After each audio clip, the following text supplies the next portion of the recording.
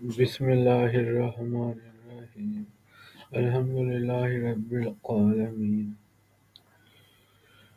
السلام علیکم۔ آج کا میرا موضوع ہے، یہ حدیث ہے عبداللہ بن عمر رضی اللہ عنہ نے حضور اکرم صلی اللہ علیہ وآلہ وسلم سے نقل کیا ہے کہ دلوں کو بھی زنگ لگ جاتا ہے جیسا کہ لوہے کو پانی لگنے سے زنگ لگتا ہے۔ پوچھا گیا کہ حضور، ان کی صفائی کی کیا صورت ہے؟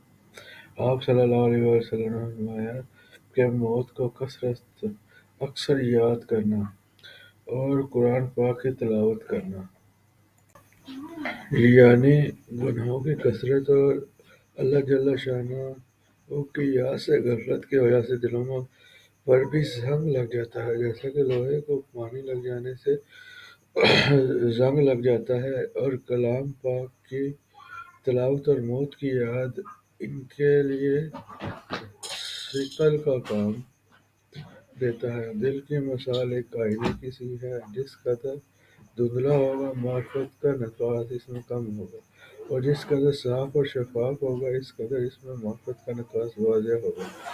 اس لیے آدمی جس قدر ماضی شہوانیوں یا شیطانیوں میں مبتلا ہوگا اس قدر معرفت سے دور ہوگا، اور اسی آئینے کے صاف کرنے کے لیے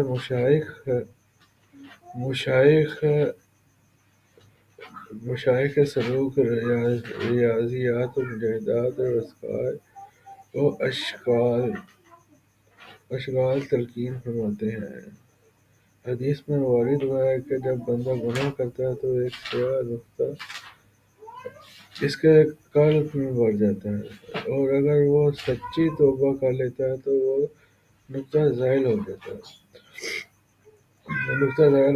اگر وہ دوسرا گناہ کر لیتا ہے تو وہ دوسرا نقطہ پیدا ہوتا ہے۔ اسی طرح اگر وہ گناہ میں بڑھتا جاتا ہے تو وہ شدہ نقطوں کی طرح سے کثرت سے دل بالکل سیاہ ہو جاتا ہے، پھر اس قلب میں خیر کی رغبت ہی نہیں رہتی، بلکہ شر ہی کی طرف مائل۔ میرے چینل فضائل توبہ استغفار کو سبسکرائب کریں، لائک کریں اور شیئر کریں، اور گھنٹی کے بٹن کو لازمی دبائیں کیونکہ آنے والی میری ویڈیو آپ کو مل سکے۔ اس کی طرف قرآن پاک کی اس آیت میں اشارہ ہے، کَلَّا بَلْ رَانَ عَلَىٰ قُلُوبِهِم مَّا كَانُوا يَكْسِبُونَ۔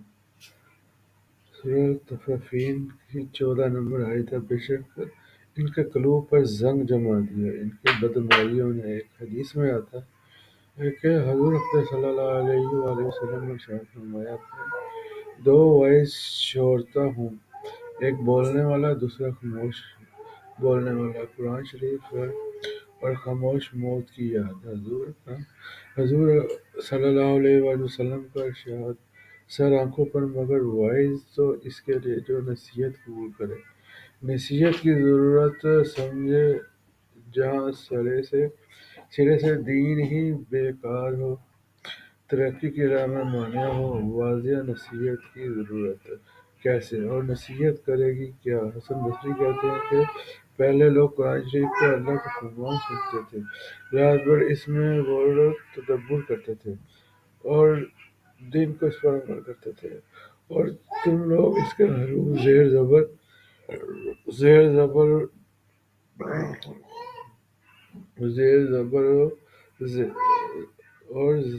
و زیر تو بہت درست کرتے ہو، مگر اس کو فرمان شاہی نہیں سمجھتے، اس میں غور و تدبر نہیں کرتے۔ میرے چینل کو سبسکرائب لازمی کریں اور گھنٹی کے بٹن کو لازمی دبائیں۔ شکریہ، السلام علیکم۔